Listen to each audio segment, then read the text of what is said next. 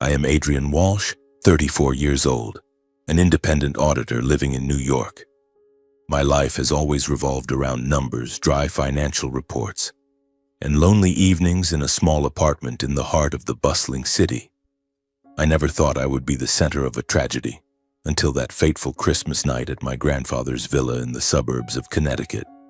It was a place the upper class often praised as a symbol of wealth, discipline, and prestige.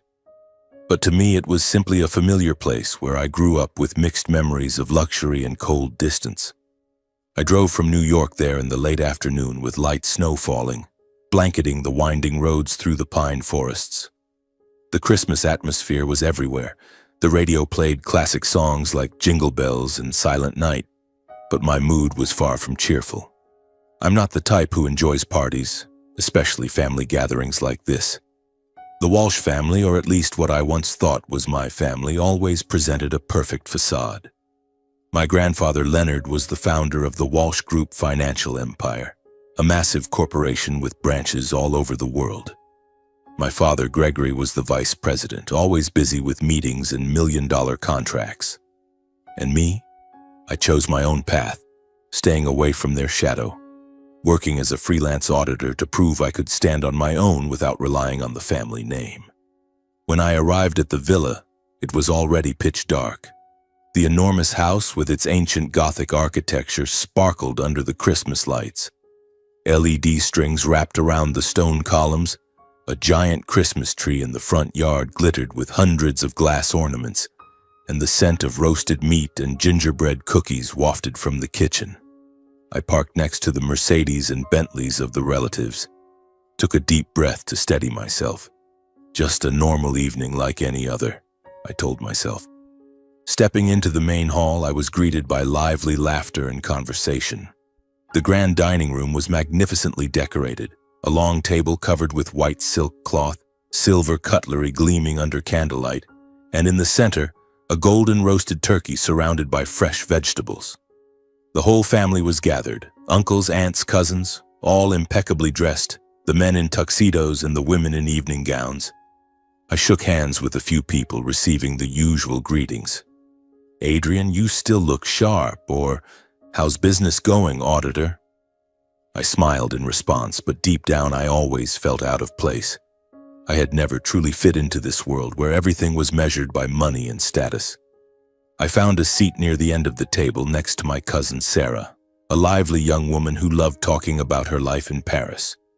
We made small talk about the weather and work while soft piano music played from the corner of the room. Then suddenly the atmosphere changed. The laughter and chatter gradually died down as grandfather Leonard was wheeled into the room. He had grown much weaker since the last time I saw him a few months ago. His face was gaunt, his white hair thin and sparse, and his eyes, once sharp as knives, now looked weary yet strangely alert. The butler pushed him to the head of the table where he always sat like a king. He raised his hand in a weak but authoritative gesture. The room fell completely silent. Knives and forks stopped moving. Everyone sat up straight, waiting. I glanced at him and my heart tightened. His gaze lingered on me for a very long time, long enough to make me uneasy. Despite the room being filled with warm light from the fireplace and candles, a chill ran down my spine. Something was wrong. Grandfather had never looked at me like that, not with pride or criticism, but with a deep, haunting regret, as if he were about to say something that would change everything. His voice was weak but clear, echoing in the silence. "Ladies and gentlemen, Christmas is a time for us to gather, but it is also a time to speak the truth.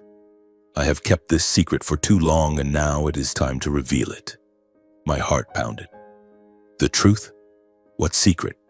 I looked around and saw that everyone else was tense too. My father, Gregory, sitting to grandfather's right, smiled confidently as usual. But I noticed the smile was slightly forced. Grandfather took a deep breath, then said, "Adrian, you are not Gregory's biological son." The room fell deathly silent. Time seemed to stop. I felt the blood rush to my ears, a ringing sound overwhelming me. All eyes turned to me in shock, faces filled with astonishment, whispers and disbelief surrounding me. "What's going on?" someone whispered.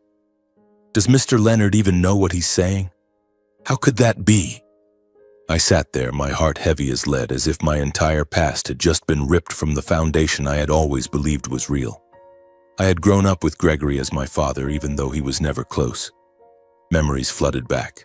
The nights he came home late, the scoldings when I didn't meet his expectations, and the absence of my mother, who, he said, had died when I was less than a year old. Now everything was crumbling. Gregory burst into loud laughter, the sound echoing triumphantly through the room. Oh, finally the truth comes out. I've known for a long time. Adrian, he's not my blood. And of course he doesn't deserve to touch a single penny of the Walsh family inheritance. His words cut into my heart like a knife. He turned to me, his eyes flashing with sarcasm and contempt. You were just an accident, a reluctant presence in this house. Don't dream anymore. I stood frozen, humiliated and numb. Heat rushed to my face. I wanted to say something, but my throat was frozen. The man I had called father had never truly seen me as his son. Now it was clear. It had all been a facade. I was not his biological child.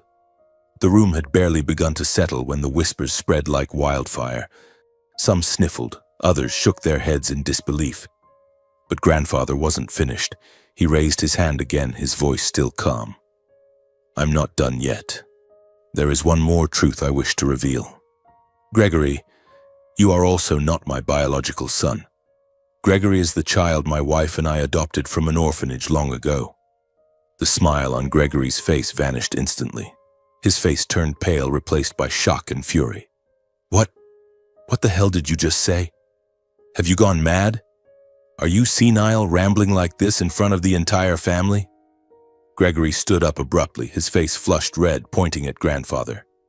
What kind of joke is this? I've devoted my whole life to this family. Are you trying to dismiss all my contributions? Grandfather didn't argue or explain at length. He simply signaled to the butler. A thick folder was brought out and placed on the table.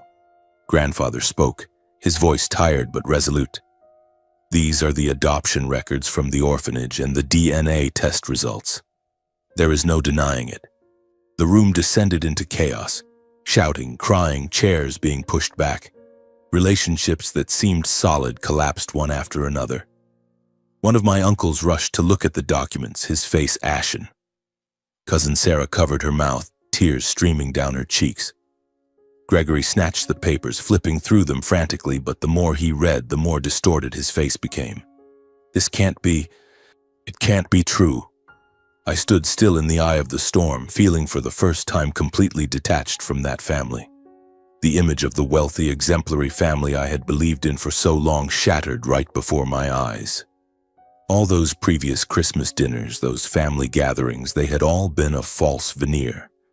What remained was a feeling of emptiness, alienation, and a vague fear that this was only the beginning. As the last guests left the villa, they carried with them surprise, doubt, and fear like lingering ghosts. I watched them depart through the large window, their luxury cars rolling slowly down the snow-covered driveway, headlights slicing through the darkness like sharp cuts. The vast villa suddenly felt empty and cold. The lively laughter and conversation from moments ago now echoed only like the howling wind through the hallways. The decorated Christmas trees sparkling under the lights now seemed artificial, as if the entire opulence was merely a hollow shell, ready to collapse under the slightest breeze. I sat there, gripping a glass of wine that had long gone cold, feeling as though the air in the room was draining away the oxygen, making my chest heavy. The servants quietly began cleaning up, the dry clinking of plates and glasses ringing out clearly in the suffocatingly heavy atmosphere. Gregory had left long ago after smashing a glass in his rage, leaving glittering shards on the floor like remnants of an irreparable break. The other relatives quickly dispersed as well, avoiding each other's eyes as if staying even 1 second longer would drag them deeper into the vortex that had just opened. When the room was nearly empty, grandfather's voice suddenly rang out from behind me, weak but clear. Adrian, stay. I have one more important thing to tell you in private. I turned around and saw him still seated in his wheelchair at the head of the table, his face pale under the chandelier light. His voice dropped, losing the usual cold authority. the tone of a man who once commanded an entire financial empire, now reduced to a weary whisper. My heart beat faster. I hesitated, my feet feeling rooted to the floor.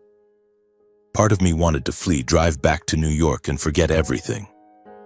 But another part, the curious and pained part, urged me to nod. He signaled to the person pushing the wheelchair, and we moved through the long, dimly lit hallway, the wheels creaking on the wooden floor like whispers from the past. His study was at the far end of the villa, a place I had feared as a child, with towering bookshelves filled with financial documents, a polished walnut desk, and the faint scent of leather mixed with cigar smoke. This had once been the control center of the entire family, where he made decisions affecting thousands of employees. Now the room was dark, lit only by the faint glow of a desk lamp, leaving just two people facing each other in heavy silence. Grandfather signaled for the servant to leave. The door closed with a soft click, as if sealing off all escape routes. We stood there, a few meters apart, the air so thick I could feel his faint breathing. He looked at me for a long time, his eyes filled with regret and helplessness, as if struggling with himself. I swallowed hard, waiting, my heart pounding in my chest. "Grandfather, what is it?" I asked, my voice hoarse. He let out a long sigh, his shoulders trembling slightly. "The truth is, you are my biological son." The world around me stopped. I froze, my mind blank, feeling as though all of reality had just been twisted, leaving no solid ground to hold on to. His words echoed in my head, repeating like a cruel incantation. His son? Not Gregory's, but grandfather's? I stepped back, gripping a chair to keep from falling. Everything blurred. The room spun.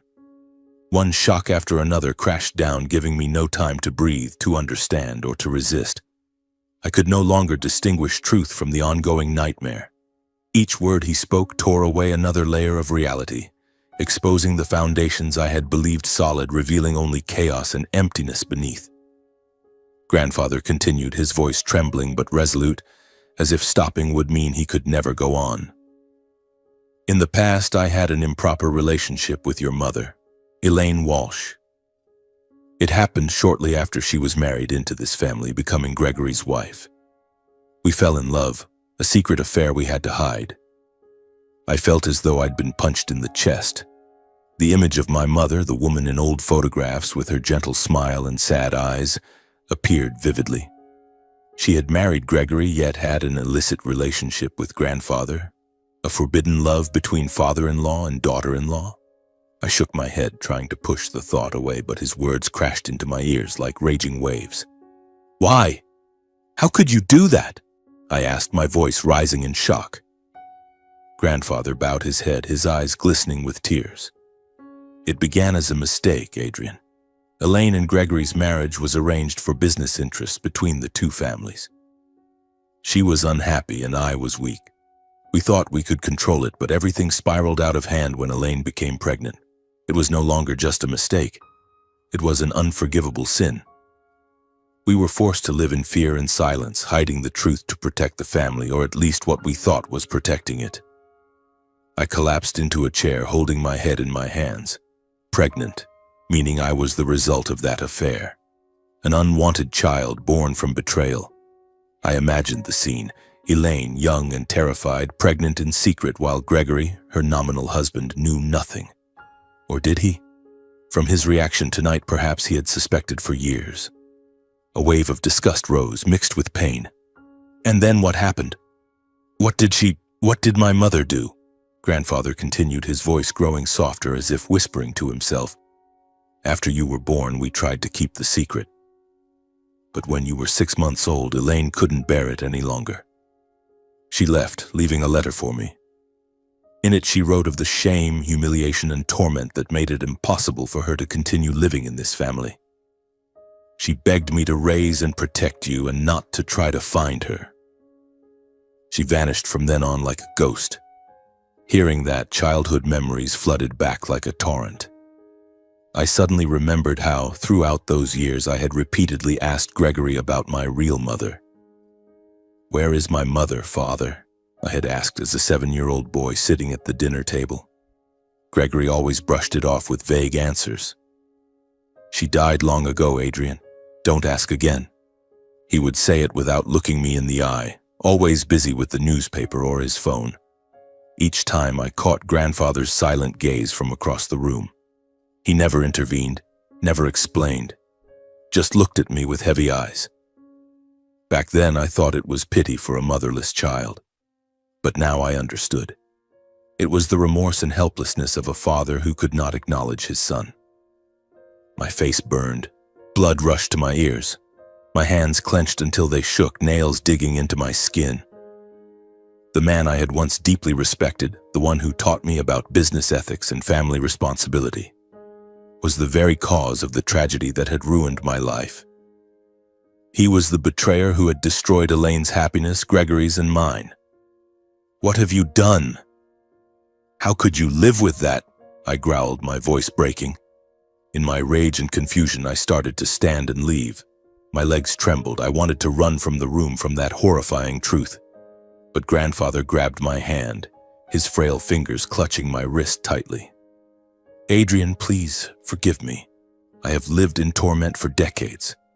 To be near my own son, yet unable to acknowledge you, unable to hug you, unable to tell the truth, every day has been hell. I tried to make up for it by protecting you, giving you everything, but I know it wasn't enough." I stopped and looked at him. Amid the anger mixed with pity, I fell into deep reflection. Emotions surged like waves, fury at the betrayal, compassion for him. An old man nearing death, carrying this heavy secret. I couldn't find words to define how I felt, forgiveness or resentment. I just stood there in silence, tears rolling down my cheeks unnoticed. Finally, I gently pulled my hand away, silently walking out of the room, leaving him alone in the dim light. The door closed behind me like the end of a chapter. Christmas night dragged on in heavy silence, snow falling outside the window like grains of time. I drove back to New York, my mind in turmoil, knowing this was merely the beginning of a new tragic chapter I wasn't yet prepared to face. In the days following that Christmas night, I lived like a ghost in my own life. A profound emptiness and turmoil enveloped me, like a thick fog that refused to lift. I avoided all calls from the family, turning off my phone and locking the door to my small apartment in Manhattan. The following days dragged on heavily. I wandered the streets aimlessly, watching the hurried crowds preparing for the new year, yet feeling utterly alienated. I didn't know how to face that truth. I was grandfather's biological son, born from an illicit relationship, a secret buried for 34 years. Every morning, looking in the mirror, I saw only an unanswered question. Who the hell are you? And gradually I realized that what I was avoiding wasn't this family but myself. I didn't go to work.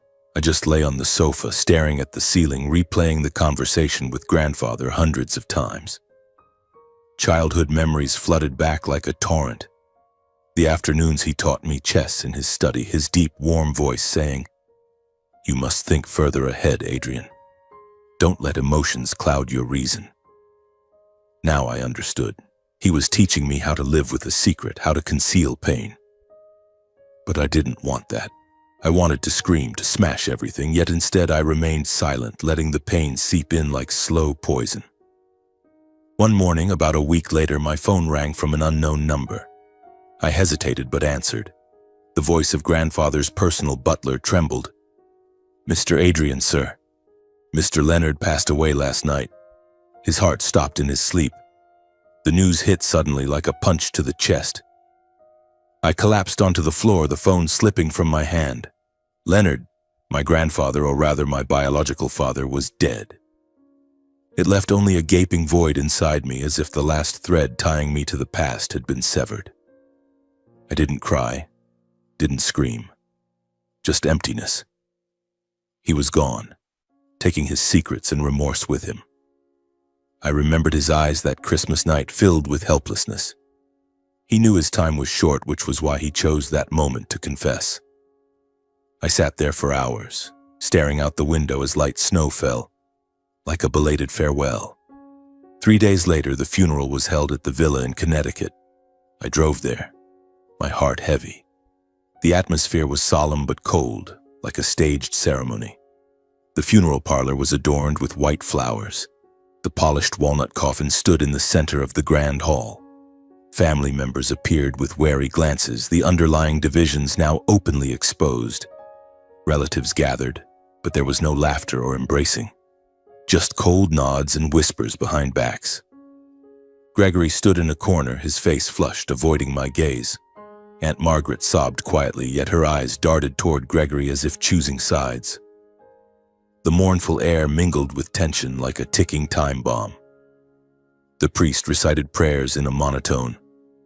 Leonard Walsh, a great man, has passed in peace. But I knew the truth. He departed carrying the weight of guilt. I stood among the crowd, acutely aware of my isolation. Both a bearer of the Walsh name and a stranger within the clan. I wore a black suit, standing straight, but inside I was chaos. People looked at me with unfamiliar eyes, some with pity, others with suspicion. The unnamed pain surged like an undercurrent.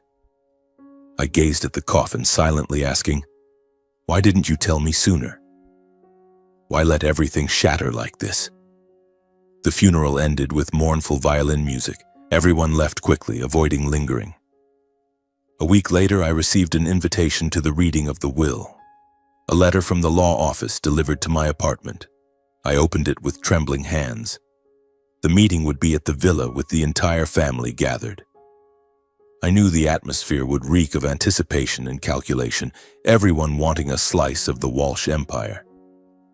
I hesitated but decided to go. Perhaps this was the way to close the chapter or to begin a new one.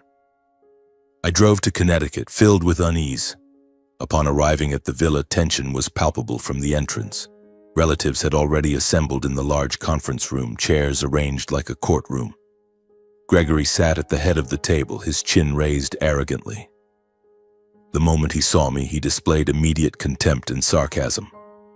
"Not even blood-related, and you dare show up here? You think you'll get any inheritance?" He sneered loudly enough for everyone to hear. "As the only adopted son who devoted his entire life to Leonard, I'm certain I'll inherit the majority. You're just an outsider." His words cut like a knife, but I didn't react. I simply sat quietly at the far end of the table, expecting nothing and unprepared for any outcome.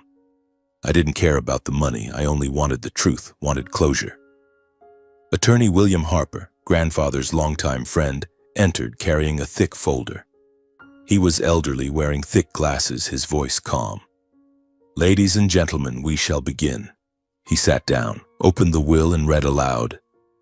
My heart raced. The room's air grew thick. Leonard Walsh bequeaths to Adrian Walsh 60% of the shares in the Walsh Group Financial Corporation, full voting rights and control of the board of directors, along with a personal trust fund valued at $180 million. The room fell deathly silent.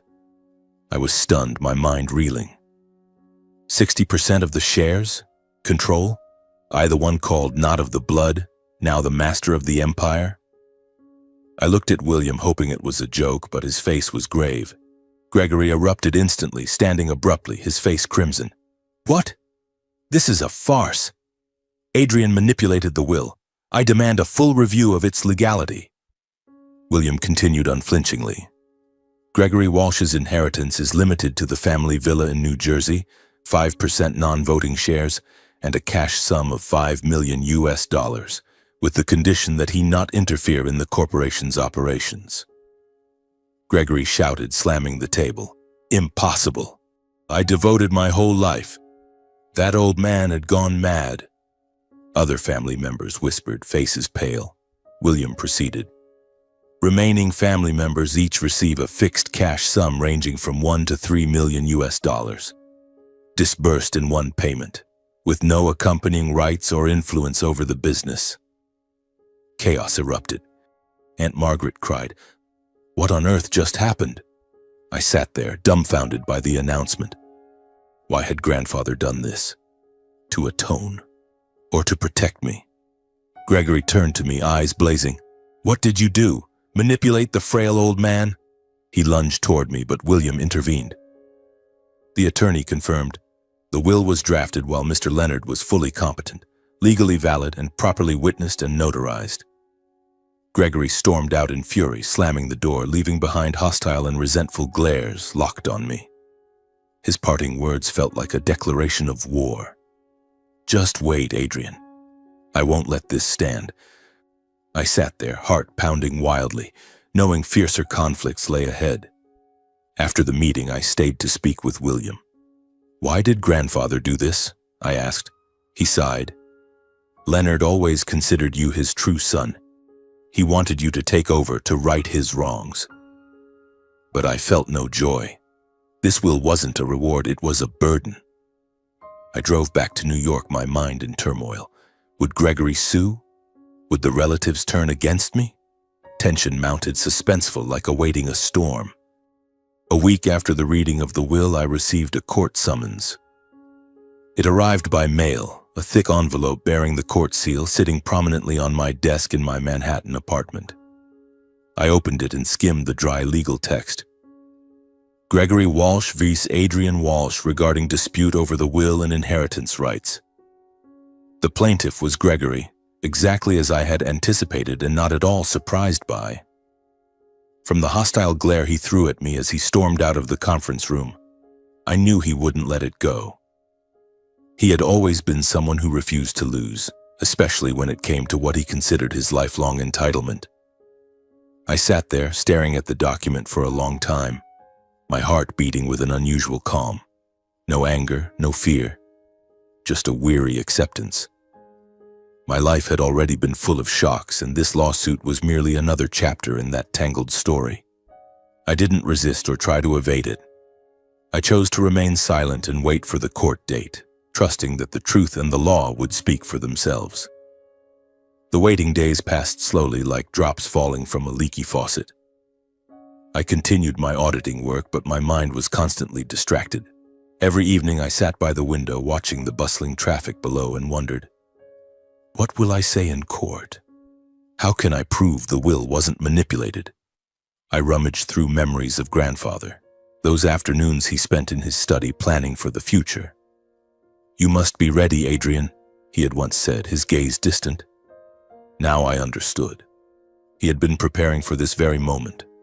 The tension built like a string pulled taut, ready to snap at any second. The trial day finally arrived, at the city courthouse in downtown New York. I drove there early, parked in the damp underground garage, and walked into the cold granite building. The tension was palpable from the entrance. Reporters gathered in the hallway, camera flashes popping, microphones thrust forward like arrows. The case involving the prestigious Walsh family and a fortune worth billions in corporate shares had drawn intense media attention. Headlines proliferated. Inheritance scandal. Battle between an adopted son and a non-blood relative? I pushed through the crowd, head down, feeling as though I were walking into a lion's den. The courtroom was packed. Relatives scattered about with wary glances, reporters scribbling furiously, and Gregory seated on the plaintiff's side, face flushed, his black suit fitting tightly like armor. I took my place on the defendant's bench, heart pounding but striving to appear calm. The suspense surged. Was today the day everything ended, or merely the beginning of hell? Attorney William Harper appeared beside me, representing the estate and defending the deceased's final wishes. He was elderly but sharp, thick glasses perched on his nose, carrying a hefty briefcase. "Are you all right, Adrian?" he whispered, placing a hand on my shoulder. I nodded, though unease filled me. William had been grandfather's close friend, witness to everything from the drafting of the will to the family secrets. He was my only anchor in this moment. The judge, a middle-aged woman with a stern face, banged the gavel and the trial began. The courtroom air grew thick, whispers ceased, leaving only the rustle of papers. The plaintiff's side presented first. Gregory's attorney, a tall man with a booming voice, stood, his tone dramatic. "Your Honor, this will was clearly manipulated. Adrian Walsh exploited Mr. Leonard Walsh's weakened health, exerting psychological influence to seize the assets. He waved documents, detailing claims. Leonard was frail, delirious, and Adrian had manipulated him into signing. Gregory was called to the witness stand. He stood there, face flushed, voice trembling with anger. "I am the one who was devoted and contributed my entire life to the Walsh Group," he declared, pointing directly at me. "Adrian is not blood-related to this family. He's an outsider with no legal inheritance rights. He took advantage of my father's declining health and diminished mental capacity to manipulate and coerce him into signing the will." His words cut like ice, causing a stir in the courtroom. Reporters scribbled frantically, relatives whispered. I sat there, hands clenched, feeling stripped bare before the crowd. The suspense mounted. Would the court believe him? I recalled the years Gregory had belittled me, driven me away. And now he played the victim. Pain mixed with anger, but I remained silent, waiting my turn. When it was the defense's turn, William rose, his voice calm yet resolute. He submitted the full legal documentation, notarized papers, independent witness statements from grandfather's doctors and friends, proving the will was drafted while Leonard was fully competent. "There is no evidence of coercion or manipulation," William emphasized, presenting medical reports and video footage of the signing. The court examined the materials closely. The judge leaned forward reading, the panel conferring in whispers. Time dragged like molasses. My heart raced wildly. Gregory sat there, face paling, his confidence visibly fading. Reporters held their breath. The courtroom fell utterly silent. Finally, the judge banged the gavel. "The court affirms that Adrian Walsh's inheritance is legal and fully enforceable."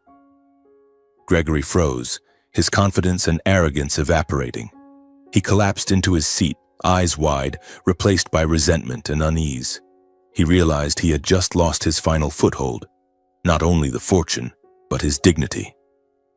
Relatives murmured. Some looked at me with new eyes as if I had suddenly become the center of power. I received the verdict with a cold composure. No sense of triumph, just a belated confirmation of a truth I had long accepted. The will was grandfather's intent, now upheld by law. But where was the joy? Only a heavier burden with the responsibility of managing the corporation and facing ongoing hostility. In that charged atmosphere, when everyone thought the trial was over, William unexpectedly stood. "Your Honor, I request permission to submit an additional sealed dossier prepared by Leonard Walsh in advance." The courtroom buzzed. The judge raised an eyebrow and consented. William presented a thick envelope, carefully sealed, bearing grandfather's signature. The judge and panel opened it. Their expressions shifted from neutral to grave. They scanned the contents, faces paling, conferring urgently. The entire room held its breath. My heart pounded, suspense peaking. What was this? What else had grandfather hidden? Gregory sat bolt upright, face ashen, as if sensing disaster. After a brief recess, the judge banged the gavel, voice stern. Having reviewed the supplemental dossier, the court finds that Gregory Walsh was directly involved in unauthorized withdrawals, money laundering, and illegal dealings over many years under the family corporation's name. The courtroom erupted, shouts, reporters leaping up to photograph. Gregory shot to his feet, face contorted. "Lies. I've been framed." The court ordered authorities to arrest Gregory immediately in the courtroom and transfer the entire file for criminal investigation and prosecution. Police entered, handcuffing him. Gregory cursed relentlessly, protesting innocence and struggling desperately. "What did you do, Adrian? This is a conspiracy." He glared at me with pure hatred before being subdued and escorted out. I sat stunned by the sudden turn, collapsing back into my seat, mind reeling. Had grandfather planned this? To protect me or to punish Gregory? The media quickly exploded with coverage of the shocking arrest that rocked the financial world. Reporters swarmed me outside the courthouse, flashes firing nonstop. "Adrian, how do you feel? Did you know in advance?" I stood silently amid the wave of cameras and prying eyes, feeling for the first time that my life had veered onto an irreversible path. No longer a reclusive auditor, now I was at the center of a scandal with power and danger intertwined. I walked to my car, hands trembling, knowing that Gregory behind bars would not stop. The tension still hung in the air, suspenseful as awaiting the next blow. In the days following the civil trial, the investigation into Gregory Walsh's financial misconduct unfolded urgently and comprehensively, like a storm sweeping through New York's financial circles. I received a call from William. "The federal authorities are involved now, Adrian. They've frozen numerous bank accounts belonging to Gregory and are tracing back covert transactions from years ago." I was sitting in my temporary office at the Walsh Group headquarters, gazing out the high-rise window at the bustling city below. Initial reports came in quickly, millions of dollars secretly siphoned through shell companies in the Cayman Islands, forged documents to conceal illegal investments. This dragged in a slew of partners and related files for questioning. Major banks, former business associates, even some senior executives who had once worked under Gregory. I pictured them being hauled into FBI offices, faces pale, scrambling to justify the shady dealings. The news spread like wildfire, with headlines blaring, "Gregory Walsh, from financial titan to money laundering suspect." Every morning I woke up, checked my email, and found another new article, another call from a reporter. The tension mounted. I knew Gregory wouldn't sit idly in pre-trial detention. He would try to turn the tables, perhaps through his lawyers or old connections. Every ring of the phone made me jump, bracing for the next bad surprise. I tried to focus on work at the corporation, but my mind kept drifting back to the case. I began reviewing the entire books, ruthlessly cutting out the dubious projects Gregory had initiated. Employees looked at me with eyes mixing fear and wariness, tinged with a cold respect. In the hallways and meeting rooms, I could sense the widespread unease, as if everyone were holding their breath, waiting for an unknown bomb to detonate. The criminal trial officially began not long after, just weeks following his arrest. It drew massive media attention due to the downfall of a once prominent figure in elite finance. The federal courthouse in Manhattan was packed. Reporters crowded outside the doors, cameras flashing nonstop, and curious onlookers gathered. Headlines screamed, "Gregory Walsh faces heavy prison sentence for laundering millions." I drove there early, parked several blocks away to avoid the crowd, and entered the cold stone building. The atmosphere inside was oppressive, like a tragic play nearing its final act. I attended as a party with direct interest in the entire estate and family corporation. I sat quietly in the back, distancing myself from the noise and curious stares. Black suit, tie knotted tightly, but inside I was in turmoil. Reporters sneaked photos of me, whispering, "That's Adrian Walsh, the unexpected heir." I kept my head down, avoiding eyes, heart pounding. The suspense surged. Would Gregory reveal more secrets? Would he drag me into the mud? The judge, an older man with a stern voice, banged the gavel and the trial commenced. The prosecutor presented comprehensive and consistent evidence, painting a complete picture of the crimes. They displayed illicit money flows, millions transferred through offshore accounts, forged documents to hide origins, and years-long money laundering via real estate and stocks. Large screens showed complex flowcharts with arrows tracing funds from the Walsh Group directly into Gregory's personal pockets. "This is irrefutable evidence," the prosecutor declared, voice echoing. Gregory sat in the defendant's chair, gaunt after days in detention, suit wrinkled. His lawyer tried to deny it, calling witnesses former partners, but they stammered, admitting under pressure. All efforts proved futile. The evidence was overwhelming. The courtroom fell silent, broken only by rustling papers and reporters' whispers. I sat there, hands clenched, feeling as though I were watching a film about my own life. Gregory glanced at me several times, eyes full of hatred, sending chills down my spine. What would he say? Would he implicate grandfather or me? Faced with undeniable proof, Gregory Walsh was sentenced to 18 years in prison for serious financial crimes: money laundering, tax fraud, and abuse of corporate authority. The judge read the verdict in a steady tone.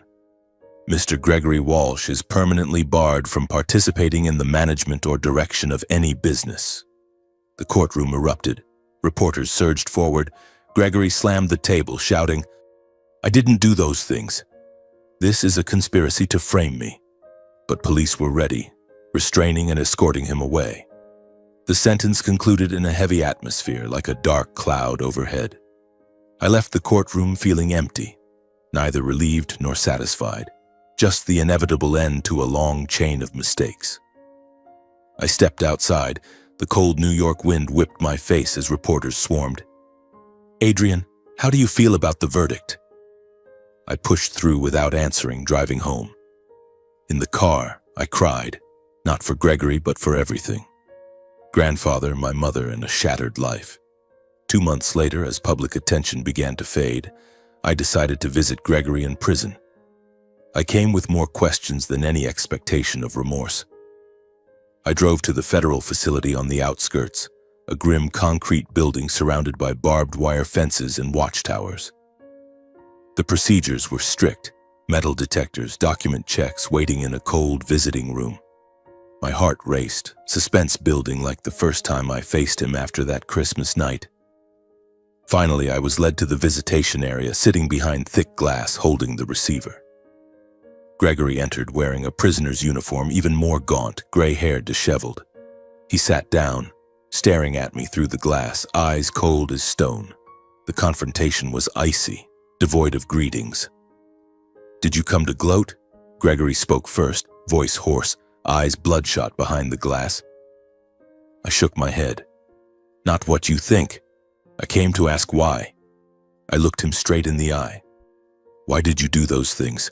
Launder money, commit fraud, drag the entire corporation into the mud? What were you thinking, ruining what you always called your life's work?" Gregory let out a bitter laugh, dry and harsh in the small room. He gritted his teeth. "Mistakes? I only did what was necessary to keep this empire standing. And Leonard, that old man, was the real traitor." He slammed his hand on the table. "I devoted my whole life to the Walsh Group, yet in the end he chose you, a bastard with no blood tie, an outsider who contributed nothing to the company." I took a deep breath. "You had no right to drag the corporation into crime just to cling to power." Gregory narrowed his eyes at me, full of contempt. "What do you know? I raised you, fed you, educated you, gave you the Walsh name. Yet you sit in my place, stealing everything. You think you're so clean. You're profiting from it all."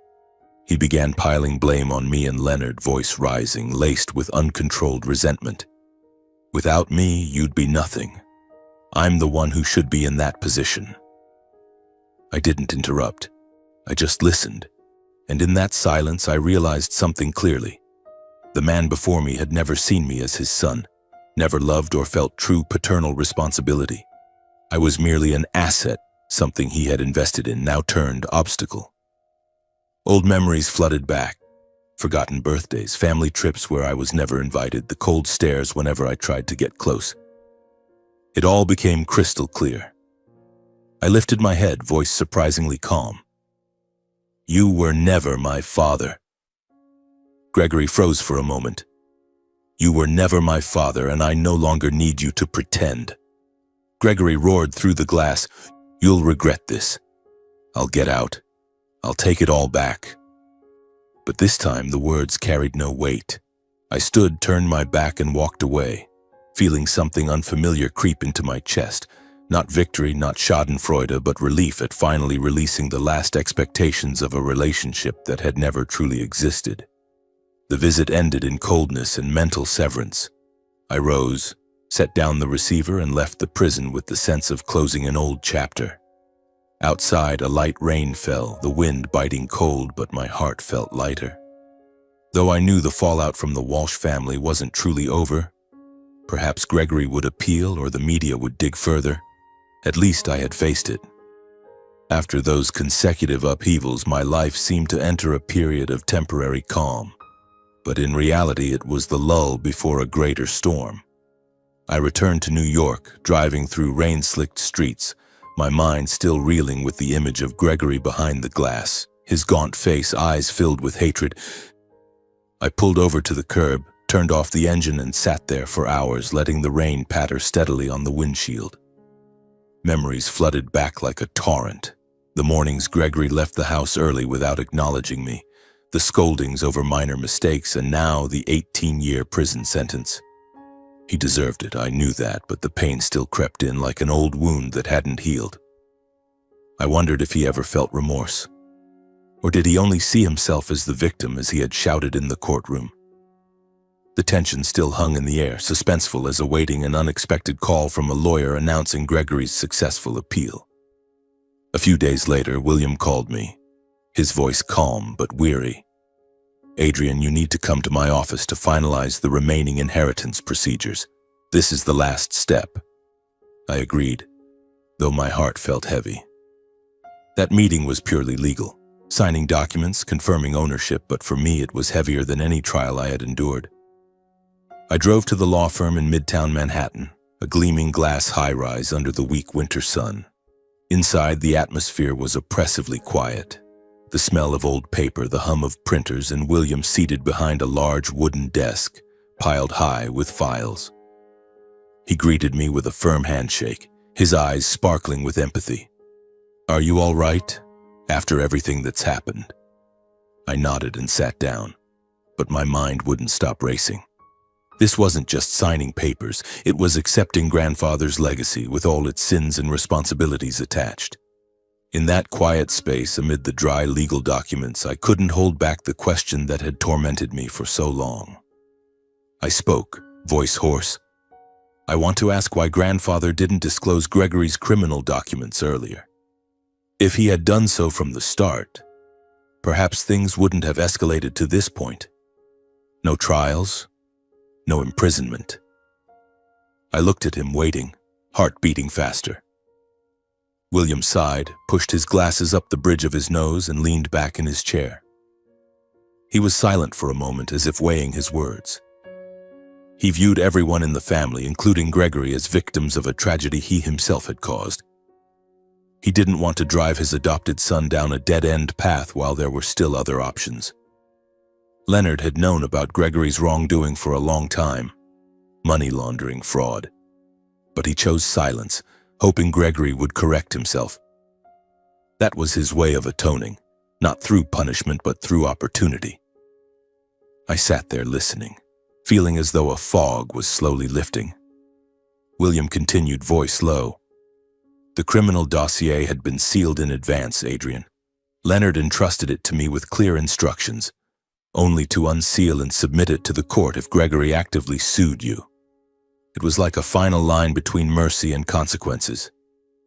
He didn't want Gregory imprisoned unless Gregory forced his own hand, and Gregory did exactly that." His words struck like lightning. I froze, hands gripping the armrests tightly. Grandfather had orchestrated everything long ago like a complex chess game. He had tried to redeem his own mistakes by leaving the legacy to me while quietly building a mechanism to protect me from Gregory's manipulation and destruction. I pictured him in his study, planning in his final years, tormented by thoughts of Elaine, of me, of Gregory. "He loved Gregory in his own way," William added, "even though he was adopted. But he loved you more, his biological son." Tension surged within me, suspense building as if awaiting another revelation, but William only shook his head. "That's all there is. Now you must decide how to live with this legacy." Even so, I couldn't forgive immediately. Both Leonard and Gregory had dragged me into a vortex of lies, guilt, and decisions I had never been allowed to make. I finished signing the papers, stood up, and left the office feeling burdened. On the way home, I stopped at a park, sat on a bench, and watched people passing by. Grandfather, my biological father, had protected me in the way he thought best, but at what cost? A shattered family, a life full of secrets. I recalled that Christmas night, his eyes filled with remorse. "Forgiveness?" I whispered to myself. Not yet. I needed time to process, to understand that the legacy wasn't just money, it was the heavy burden of responsibility. I officially took over the corporation with caution and vigilance. I entered the Walsh Group headquarters for the first time as chairman, carrying no ambition for power, only the weighty sense of duty Leonard had left behind. His office, now mine, was vast, with the polished walnut desk, bookshelves filled with documents, and the familiar scent of leather. I sat in the chair, hands touching the desk, feeling its gravity. Employees gathered in the hallways, whispering, "The new boss has come to take over." They looked at me with eyes mixing curiosity and doubt. An independent auditor with no management experience, now in control of a billion-dollar empire. The pressure hit immediately. The board of directors was clearly divided. Some old executives loyal to Gregory openly questioned my competence. "Do you even know anything about running a company?" an elderly vice president asked at the first meeting, voice laced with sarcasm. Key projects faced stagnation. Contracts with European partners delayed, stock prices fluctuating due to the scandal. I sat there listening to the arguments, heart racing with suspense. Would they revolt? Would I fail? At the same time, the media and public scrutiny never ceased. The press turned my private life into fodder. Adrian Walsh, from non-blood heir to financial tycoon. Headlines screamed across websites, accompanied by photos of me leaving the courthouse. Reporters called incessantly, even ambushing me on the street. "What do you think of your adoptive father's sentence? Did you know about the wrongdoing all along?" Every decision I made was placed under a microscope. I hired a PR team to handle it, but the pressure remained relentless. Each morning I checked my email and found another new article, another malicious comment on social media. The suspense mounted. Would one small mistake bring everything crashing down? I had to dive deep into the work, personally auditing the entire financial system. Late nights in the office, I pored over thick ledgers tracing Gregory's tracks, dubious expenses, forged contracts. I severed shady ties, firing several old executives, canceling deals with questionable partners. "This is how we've always done things," one vice president protested in a meeting. I looked him straight in the eye. "And that's exactly why we've ended up here today. From now on, we do it differently." That decision caused uproar on the board, but I didn't waver. I learned to make cold, decisive calls, maturing far faster than I had ever prepared for in life.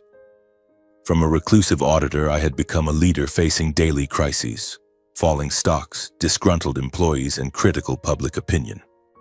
A year had passed since Gregory's sentencing, and under my resolute yet cautious leadership, the Walsh Group gradually emerged from the crisis. The first few months were hell. I stayed up all night reviewing the books, cutting out the shady investments Gregory had left behind, and negotiating with shareholders to keep them on board.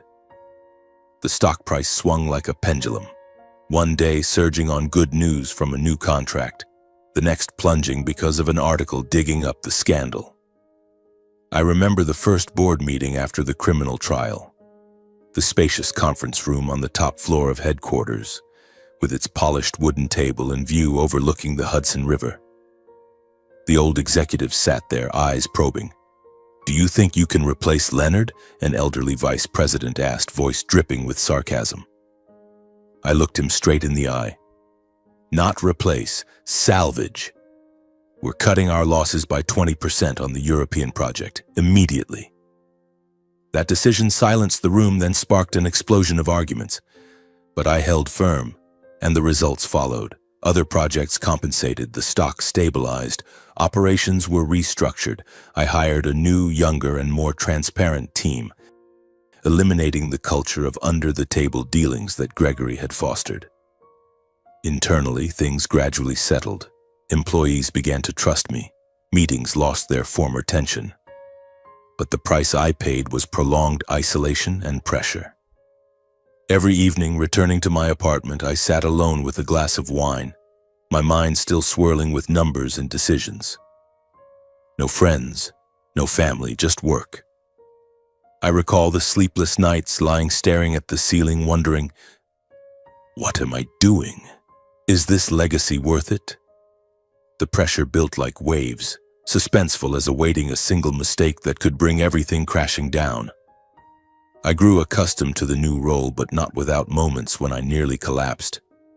Once, the stock plummeted after an article revealed more details about Gregory's wrongdoing. "Walsh Group, a legacy of corruption?" screamed the headline on the front page. Reporters swarmed the headquarters, flashes firing non-stop. I called an emergency meeting with the team.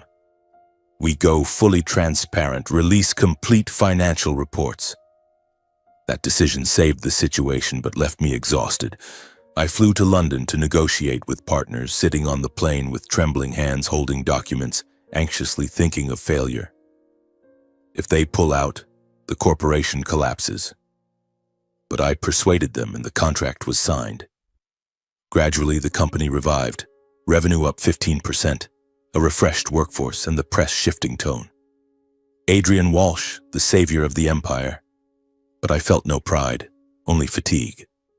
Loneliness enveloped me. I avoided parties, declined social invitations, focusing solely on work. On the exact anniversary of Leonard's death, 1 year after he passed, I decided to visit the cemetery. The New York air was chilly. Golden leaves drifted along the highway to Connecticut. I brought a simple bouquet, just a few white roses, nothing elaborate, no media or assistants accompanying me. I wanted to face the past privately without fanfare. I turned off my phone, drove alone, my mind drifting back to memories. Over the past year, I had changed more than I ever imagined, from an outsider on the sidelines to someone forced to lead an entire corporation. Yet the pain of my origins still smoldered like a wound that would never fully close. Grandfather, the man who was both my biological father and the source of every tragedy, had left me an immense legacy, along with an unshareable burden.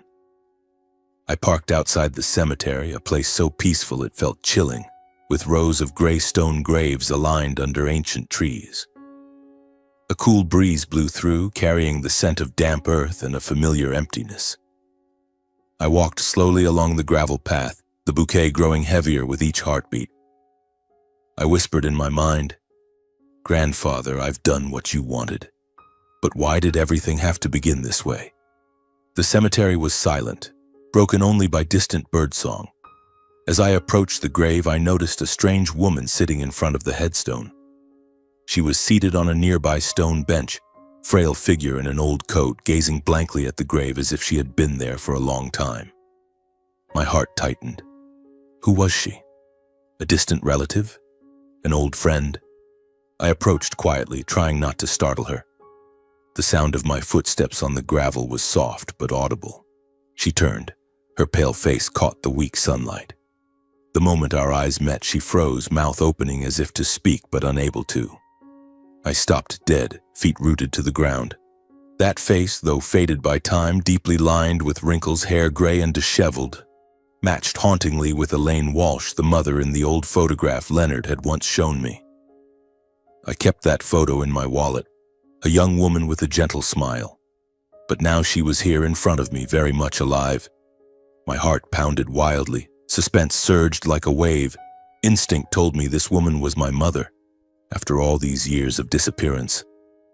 Elaine tried to stand and flee in panic, hands trembling as she gripped the bench, eyes avoiding mine. She staggered as if ready to escape the memories. But instinctively I reached out and gently grasped her wrist.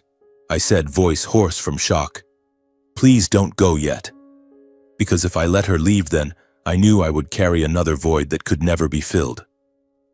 She stopped, body trembling, eyes glistening with tears.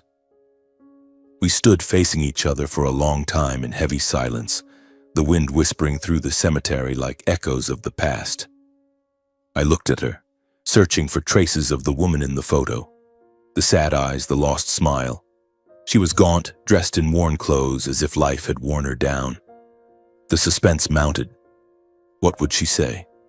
Deny it? Or vanish again? Before I could speak, Elaine suddenly broke into sobs, years of pent-up emotion bursting forth. She collapsed onto the bench, hands covering her face, cries echoing in the empty cemetery. Tears streamed down her cheeks, mingling with the cold wind. I said nothing, just stood watching silently, letting those tears flow like a belated confession without words. My heart ached. For all these years I thought she was dead, but she had been living with her own pain. Memories flooded back, childhood nights asking Gregory about my mother and his evasive glances. Now it was clear. She had left out of shame, guilt over Leonard. I wanted to hug her, but my limbs felt frozen. When Elaine gradually calmed, wiping tears with her old sleeve, I spoke, voice steady but trembling. I know the whole truth about my origins, about grandfather, about you. There's no more room for secrets. Elaine crumpled again in pain and guilt, clutching her chest, voice breaking. Please forgive me, my son. I'm not worthy. I abandoned you, left you alone with everything. I was truly so ashamed, so humiliated that I couldn't stay. She repeatedly begged for forgiveness, as if that was the only thing she had carried through her years of wandering. Her words cut into my heart like a knife. She spoke of the years drifting, living in solitude, following family news from afar. I knew about the scandal, but I didn't dare face it. I stood there, thoughts in turmoil, not calm enough to forgive immediately. The pain of abandonment lingered. Anger toward grandfather and Gregory still smoldered. But I no longer had the strength to drive her away. She was my mother, the missing piece of my blood. I could only stand frozen between two choices without answers. The cold wind whipping past, carrying the scent of the roses I placed on the grave. Elaine quietly turned away, wiping her final tears. Her voice was so soft it nearly dissolved into the air. Please let me go. I won't appear before you again. Live well, my son. She walked slowly along the gravel path, her frail figure gradually disappearing behind the old trees. I remained alone before grandfather's grave, watching silently, suddenly realizing that things we thought buried deep in the past always know how to return. Just when we believe we're strong enough to forget. My heart raced, suspense surged. Was she truly gone, or was this a beginning? I knelt at the grave, whispering, "Grandfather, why didn't you tell me? Why leave it like this?" The cemetery was peaceful, but my heart was in chaos. On the drive home, I drove slowly, mind reeling. That encounter changed everything. Now I had to find her, had to confront it. But the corporation's pressures remained, and this new secret left me more unsettled than ever. In the days following the encounter at the grave, I lived like a sleepwalker, caught between reality and the past. Over the past year, I had poured all my energy into the Walsh Group, transforming it from the ashes of scandal into a smoothly running machine. Revenue soared thanks to new contracts in Asia. The stock price stabilized at record highs, and internally there were no longer any simmering disputes. Employees began calling me the savior, but I knew better than anyone. It was only a facade. I lay in bed staring at the ceiling of my luxury apartment in Manhattan, wondering, where is she now?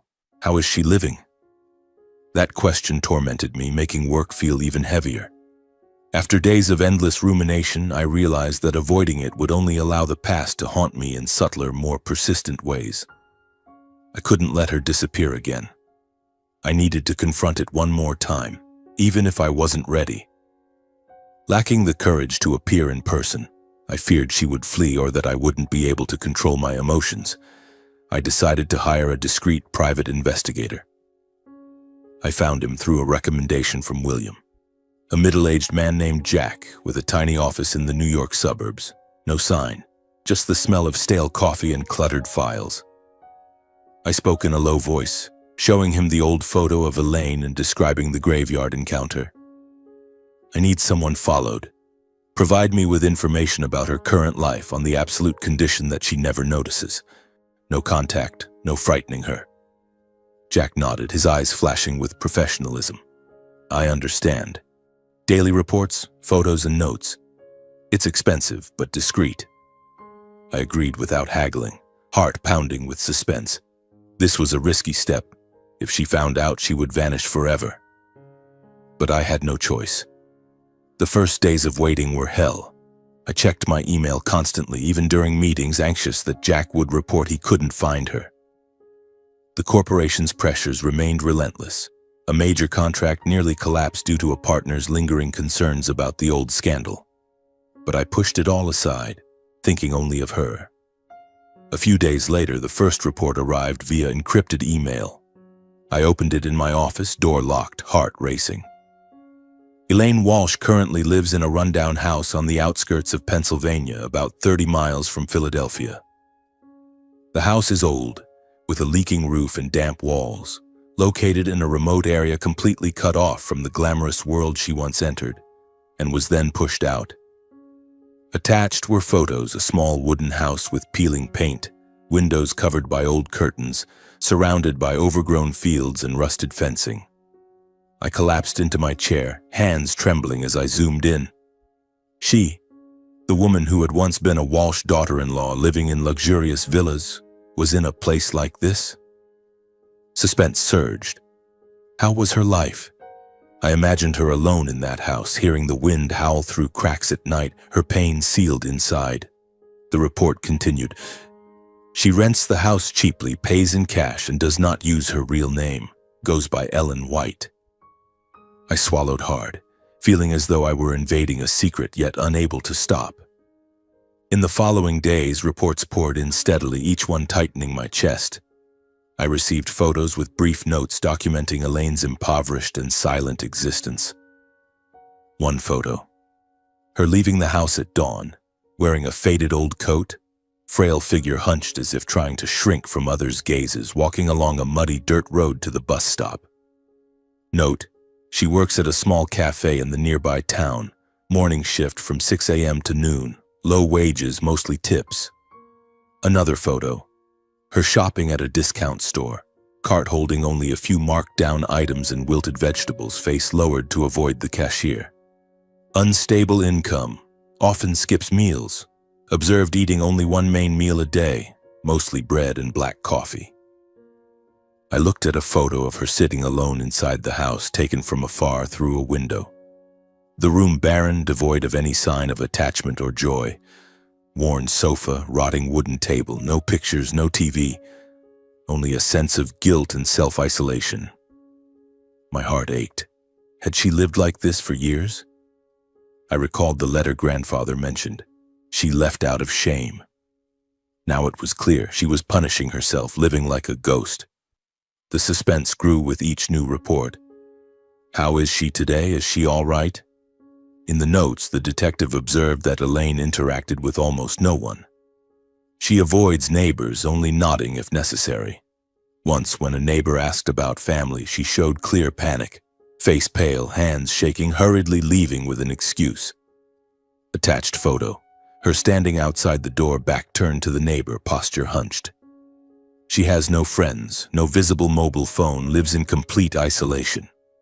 Returns home early each evening, locks the door tightly, lights out by 8 p.m. I sat in my high-rise office, looking down at the bustling city, feeling the vast chasm between us. She, my mother, was living like a prisoner of her own making, while I was here with power and wealth. Remorse surged. What should I do? Meet her in person? But I was afraid she would run, afraid of facing the pain. Work pressures intruded. An emergency meeting about a supply chain crisis, but I was distracted thinking of her. Adrian, focus, I told myself, yet the suspense remained. What if she's ill? What if she needs help? One afternoon during a board meeting, my phone vibrated in my pocket, Jack's number. I excused myself and stepped out, heart pounding wildly. He spoke urgently. Adrian, Elaine collapsed on her way home after work and was taken straight to the nearest hospital. I'm at the scene. Neighbors called the ambulance.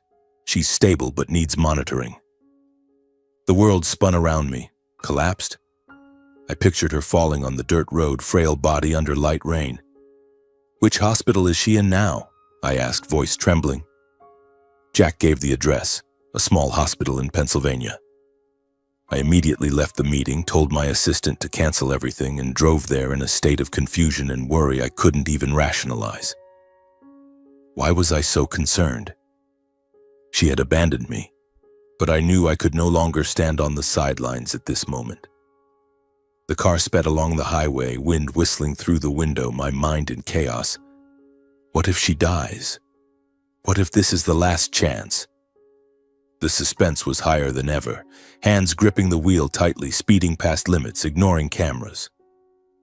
Pennsylvania appeared with vast fields and the small hospital in the remote town, its neon lights flickering in the fading afternoon. I entered the hospital. The familiar antiseptic smell hit me immediately, the long, quiet hallway with a few elderly patients waiting in silence. I stopped at the reception desk and asked a nurse about the woman just admitted from emergency. The nurse glanced at me, then motioned for me to follow. She led me down the corridor to a room. She whispered, "Ellen White, fainted from exhaustion. Your family, right?" I nodded vaguely, heart racing. The attending doctor, a middle-aged man with a visibly tired face, stepped out and explained briefly. "She has severe debilitation due to overwork and prolonged malnutrition. She needs monitoring and complete rest. Working too hard and eating poorly for a long time have nearly depleted her body." I nodded, but my mind reeled. Overwork and malnutrition? Had she tormented herself to this extent? I stood frozen outside the room door, looking through the glass. She lay on the white bed, eyes closed, face gaunt and fragile in a way that made me realize the past had not only left mental scars, but was quietly eroding her physically as well. Her skin was pale, thin arms attached to an IV drip, the heart monitor beeping steadily. I wanted to go in, hug her, ask why, but my feet wouldn't move. The suspense surged. Will she wake? Will she recognize me? I sat in the hallway, head bowed, tears streaming down. The graveyard encounter had only been the beginning. Now I had to decide, stay outside or step into her life. In the days that followed, I kept vigil at the hospital as if it were an unbreakable habit. I canceled all meetings at the Walsh Group, telling my assistant I needed time for personal matters, and spent most of my hours sitting by Elaine's bedside. This small hospital in Pennsylvania became my temporary world. The familiar antiseptic smell, the steady beeping of machines, and the cold fluorescent lights illuminating the hallways. I sat there more than I spoke, as if I myself didn't fully understand why I was there or couldn't yet find a reasonable excuse to leave. Each morning I drove from a nearby hotel to the hospital, bought a black coffee, and sat outside the room waiting for the nurse to allow me in. Work pressures still piled up through my phone. Emails from the board asking about new investment decisions, calls from partners worried about the quarterly report, but I pushed them all aside. "I'll handle it later," I texted curtly, though my mind was in turmoil. The suspense still crept in. What if she wakes and drives me away? What if she disappears again? I recalled leading the corporation, the cold decisions that saved the empire, yet now, facing this woman, my mother. I felt small and powerless, like the little boy who once asked Gregory about her. At first, Elaine kept her distance, deliberately avoiding my gaze. She lay there with eyes half open, but whenever I entered, she turned her face away, answering briefly and cautiously. "Thank you for coming," she whispered when I brought water, but her voice trembled as if afraid any conversation might cross the boundaries she had set for herself. I understood. She had lived in isolation for so long, with guilt and shame as her constant companions. The years of wandering, odd jobs at cafes, living in that rundown house, all had built an invisible wall. I sat a few steps from the bed, watching her from the corner of my eye, heart racing with suspense. What does she think of me? A stranger from the past, I wondered, not daring to push. Instead, I did small things. Pouring water, adjusting her pillow, or buying fresh fruit from the nearby market. I was quietly present, letting time create a safe space between us. No grand words, no questioning, just silent presence, like an unspoken promise that I wouldn't vanish. Gradually, those silences began to fill with scattered, trivial stories. At first, they were about everyday things. How chilly the weather was in Pennsylvania, or how bland the hospital cafeteria food tasted. We didn't touch the past directly, no mention of Leonard, Gregory, or the night she left, but we no longer completely avoided it either. Once she asked about New York. "You live in the big city? You must be very busy?" I told her about the bustling streets, avoiding mention of the corporation. She listened, eyes distant, nodding occasionally. In those conversations, I realized I still felt an unnamed void. Not resentment. I had moved past anger, but the absence of years that never existed. As Elaine's health steadily improved, the doctor said she could be discharged after a few more days of observation. She began talking more. She sat up in bed, her gray hair neatly combed, eyes no longer evasive. She asked about my current life, one question at a time, slowly and cautiously. "How's your work? Is it tiring?" Her voice was so soft it was almost a whisper, carrying concern mixed with guilt, as if afraid she had no right to ask. I told her about the Walsh Group, not in detail, just that I was managing the family company and facing daily pressures. "Sometimes I just want to walk away from it all," I said, admitting it aloud to someone else for the first time. She listened, eyes glistening. You really resemble Leonard, always shouldering everything." Her words made me pause. It was the first time she called me you in a maternal way, though she quickly corrected herself. I began to understand that Elaine wasn't someone who had willingly abandoned me. She too was merely a victim of a chain of mistakes and power that had crushed an entire life. She vaguely recounted the years after leaving, working in diners, moving from town to town, always living in fear of being found. "I didn't want to drag you into it," she whispered once, eyes averted. Those words cut like a knife, yet made me pity her more. The suspense still lingered. Will she accept me? Or flee again when she's better? The day Elaine was discharged, the weather in Pennsylvania was unusually sunny. The doctor signed the papers advising rest and proper nutrition. I stood by the bed watching her gather her few belongings, a couple of old outfits, a cloth bag. The offer came out more naturally than I expected. "Would you come live with me?" "In New York, so I can take care of you." She froze, hand pausing mid-motion, eyes wide with shock. Elaine hesitated, torn between fearing she'd burden my life. "I don't want to be a weight on you," and unable to hide her longing to be near her son. She stood between the choices, face pale, hands clutching the bag tightly. I waited, heart pounding with suspense. Will she refuse? Will she disappear?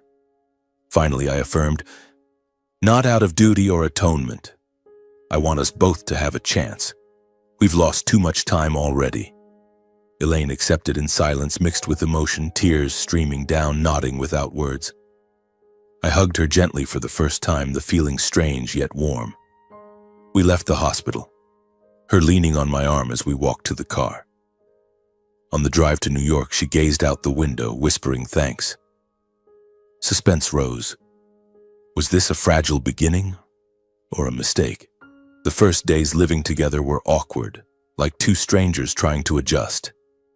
My apartment in Manhattan was spacious and modern with a view of the glittering city, completely opposite her rundown house in Pennsylvania.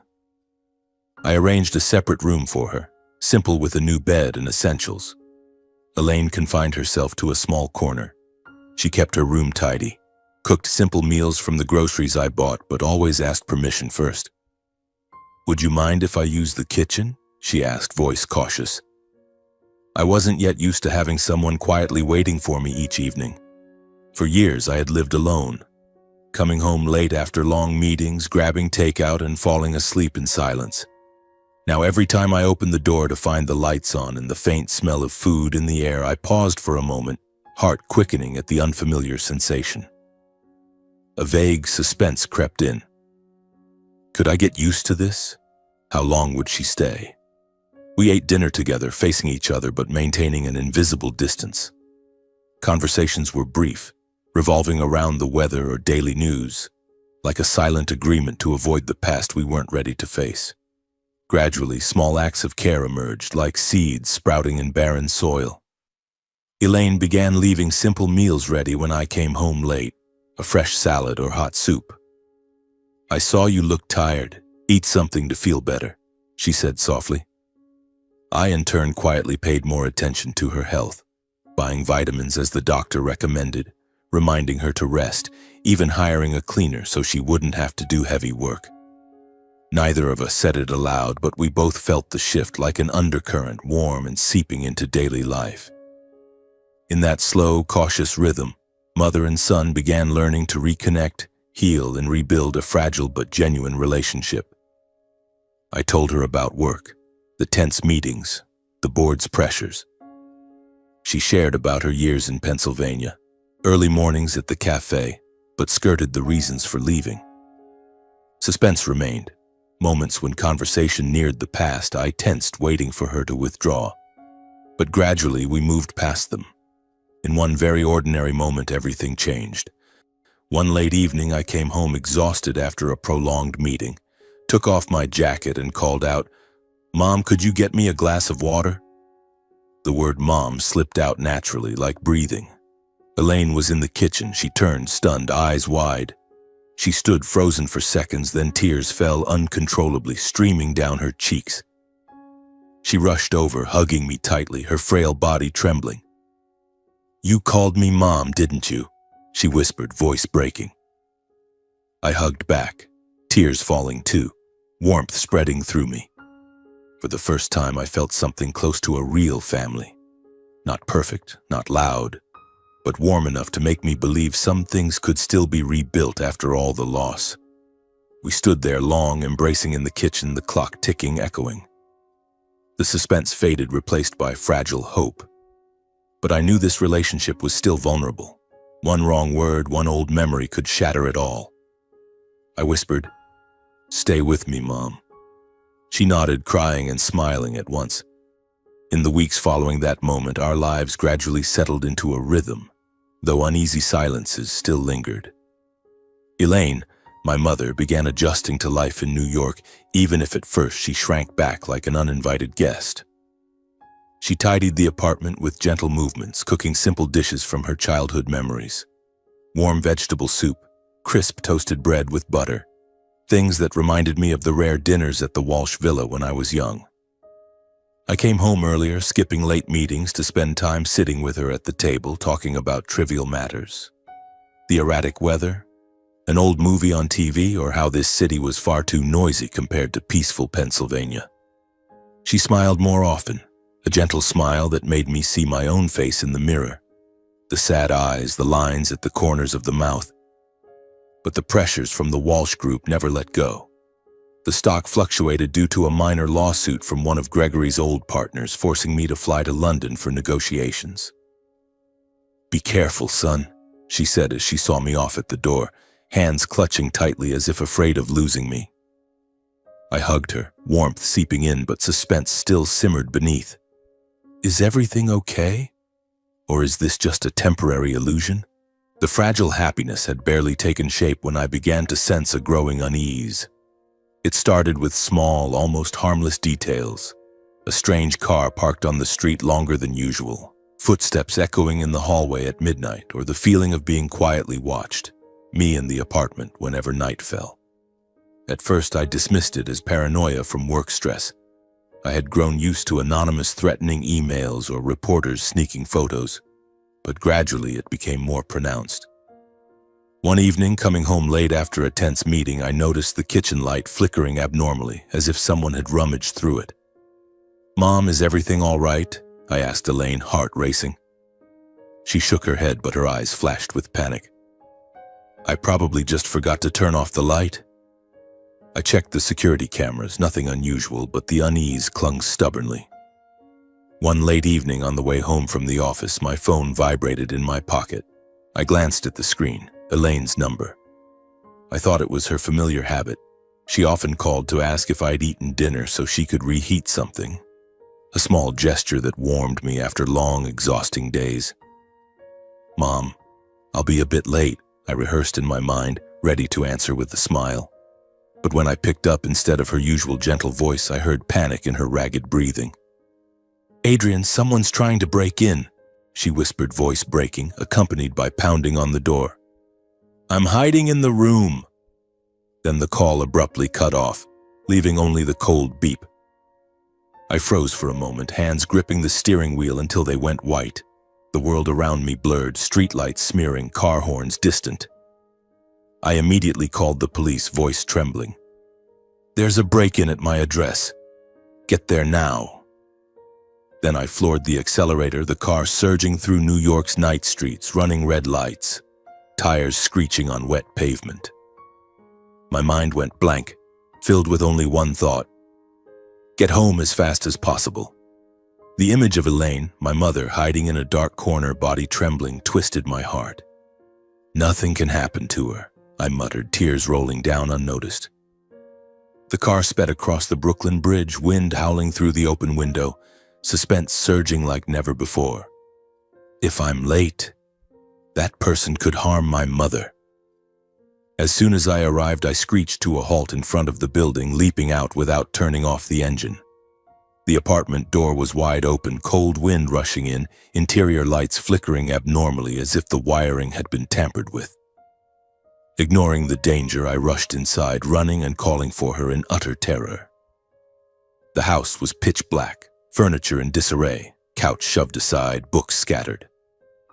I ran to the kitchen, then the living room, calling louder. From a hidden corner behind the bookshelf in the study, Elaine burst out and clung to me, body shaking, hands ice cold. She sobbed uncontrollably, face ashen. "Son, he had a gun. Be careful." I held her tightly, feeling her frantic heartbeat, the smell of fear mixed with sweat.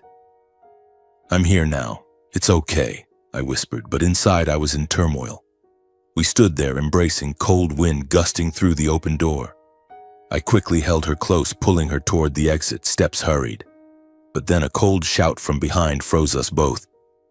"Don't move, or I'll shoot both of you, mother and son." The voice was unfamiliar, hoarse through a mask. I turned slowly, heart stopping, and saw a masked figure aiming a gun at us. A tall, dark silhouette, the black barrel glinting under the dim light. He was at the back door, likely having sneaked in that way. Instinctively, I shielded her, pulling her close to my chest, back turned to him. "Don't shoot. Take whatever you want. Just don't hurt us," I said, voice shaking but trying to stay calm. The suspense peaked. Time slowed. I could hear my breathing, hers, and the sound of his finger tightening on the trigger. The intruder let out a guttural laugh, voice distorted. "Not money. This is a greeting from the old man." And he fired. The gunshot tore through the air, echoing like thunder, accompanied by a cry escaping my throat. Pain, a burning agony spread from my shoulder. But then I realized it wasn't me. Elaine had lunged forward to shield me, her body jerking, blood spraying from her chest. She collapsed into my arms. I held her tightly, screaming in despair. At that moment, police sirens wailed in the distance, blue and red lights flashing down the dark street. The assassin cursed, panicked, backed away, then turned and fled through the back door, vanishing quickly into the night. I knelt on the floor, cradling Elaine. Blood soaked my clothes, still warm. Trembling, I pressed my hand to the wound, voice breaking in choked breaths. "Why did you take the bullet for me?" Elaine looked at me, eyes fading but clinging to me with her remaining strength. Her lips moved faintly. "I'm sorry.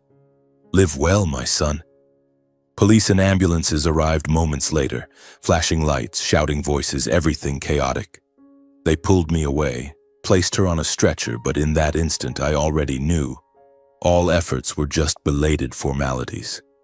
Elaine was gone, choosing to sacrifice herself to protect me as a final act of atonement for a lifetime of silence and torment. Just hours later at the police station, I sat empty, clothes stained with dried blood, hands shaking around a cup of water. The police reported the masked man was captured on the outskirts, and under interrogation, he confessed that Gregory had hired him. From prison, he had contacted an old lawyer, paying a large sum to deal with Adrian. I heard the news without strength for hatred or rage, just emptiness like a deep void. Gregory, the adoptive father who had despised me, was now a murderer, yet why no anger? Perhaps the pain of losing my mother overwhelmed everything. The police asked, "Do you want to say anything to him?" I shook my head. No need. He would face additional charges, likely life, but to me it was merely the end of a cycle of hatred. I arranged Elaine's funeral simply and quietly. without ostentation, fitting her silent life full of loss. I chose a small cemetery on the outskirts of New York, peaceful with green trees, no media, no Walsh relatives, just a few close friends from the corporation and William. Simple coffin, white flowers, and a brief prayer. I stood silently reading the farewell. "You gave me a second chance, Mom, and I will live worthily." Light rain fell as if the sky wept for the words that couldn't be spoken. Everyone left quickly, leaving me alone before the fresh, wet earth of the grave. Standing at my mother's grave, I ached but refused to collapse. The pain cut into my heart with every beat. Yet amid the loss, I silently vowed to live more kindly and clearly, seeing her passing as a final reminder of love, responsibility, and the boundaries needed to prevent tragedy from repeating. She had sacrificed for me, an ultimate act of maternal love, and that moment made me understand how fleeting life is. The message I drew from it all: I realized that family isn't built on blood ties or titles, but on honesty, responsibility, and how people protect each other from wounds they themselves inflict. The Walsh Group, grandfather's empire, had once symbolized wealth but was truly riddled with lies. Gregory, Leonard, and even Elaine had all been swept into that vortex, and I nearly was too. But through loss, I learned the lesson. Hiding mistakes in the name of appearances only prolongs tragedy across generations, and silence in the face of wrong is sometimes a form of complicity. Grandfather stayed silent about the affair, Gregory about corruption, Elaine in her shame, all leading to ruin. The advice I give myself is to choose to live differently. No avoiding truth, no continuing silence to cling to relationships sustained only by pain. I learned to be brave enough to set boundaries, to say no to wrongs, and to accept that not everyone bearing the family name has the right to hurt me. Only by facing truth and ending the painful cycles passed from generation to generation can people truly heal, and a new family exist through love rather than guilt. I returned home after the funeral. The apartment was emptier than ever. I sat in the kitchen where we had once embraced, crying alone. But the next morning I rose and returned to the Walsh Group with new resolve. Full transparency, cutting away all old shadows. Gregory received a life sentence, but I will never visit him again. Hatred only prolongs tragedy. I began finding ways to help victims like my mother, donating to funds supporting women in hardship, living more simply. Each evening I look at her photo, whispering thanks. Suspense about the future remains. The corporation could face new crises, but I am ready. My life, after all, is about healing, not revenge.